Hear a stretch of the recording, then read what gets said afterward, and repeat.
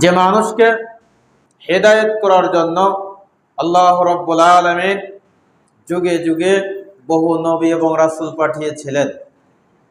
শেষ নবী মুহাম্মদ রাসূলুল্লাহ সাল্লাল্লাহু আলাইহি ওয়াসাল্লামকে পাঠানো হয়েছিল।